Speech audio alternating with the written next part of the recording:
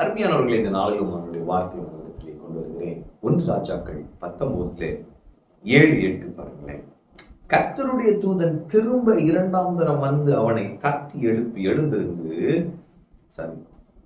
கர்த்தருடைய தூதன் திரும்ப 2ஆம் தரம் வந்து அவனை தட்டி எழுப்பி எழுந்திருந்து போஜனம் பண்ணு, நீ பண்ண வேண்டிய பிரயாணம் வெகு தூரம் என்றான்.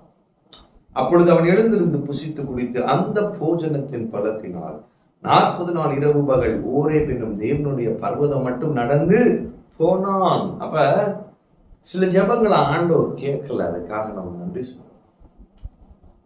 நிறைய நேரம் பாருங்க, நம்ம ஜெபங்கள் எல்லாம் என்னை எடுத்துக்கோங்க, என்னை எப்படியோ விட்டுருங்க, நான் எங்கேயாவது போறேன், இப்படிலாம் ஆண்டவர்கிட்ட நம்ம பேசுறோம் பாருங்க.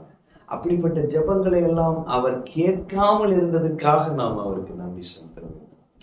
ஏன் அப்படின்னா, இங்க இந்த தீர்க்கதரிசியாகி எலியா என்ன ஜெபம் பண்ணாருன்னா, போதும் கர்த்தாவே, என்னை எடுத்துக்கணும், நான் செத்து போயிடுறேன், என்னை விட்டுருமையா.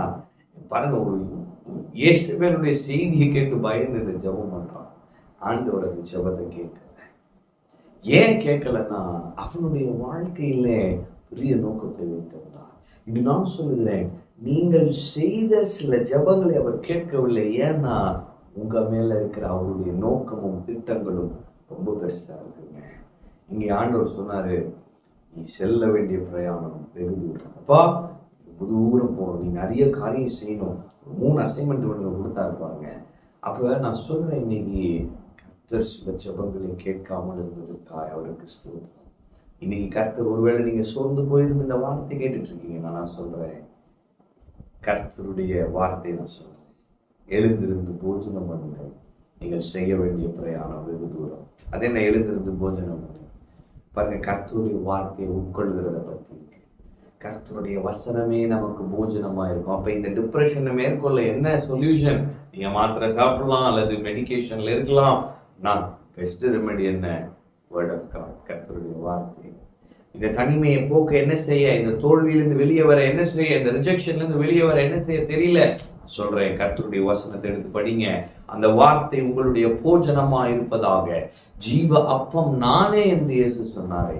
வார்த்தையை படிக்க படிக்க இயேசுவே உங்களுடைய ஸ்ட்ரென்த்தா மாறுவாரு. நீங்க இதை மேற்கொள்ளலாம்.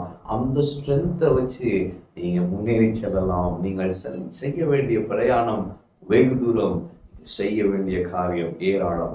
கர்த்தருடைய பலத்தினாலே நீங்கள் செய்வீர்கள். கர்த்தருடைய பலத்தினாலே இதிலிருந்து மீண்டு வருவீர்கள். கர்த்தருடைய பலத்தினாலே பெரிய பெரிய காரியங்களை செய்வீர்கள். தெய்வ நோக்கத்தை நீங்கள் நிறைவேற்றுவீர்கள். ஆமென். கர்த்தர் இருக்கிறார். கர்த்தர் ஆசீர்வதிப்பார்.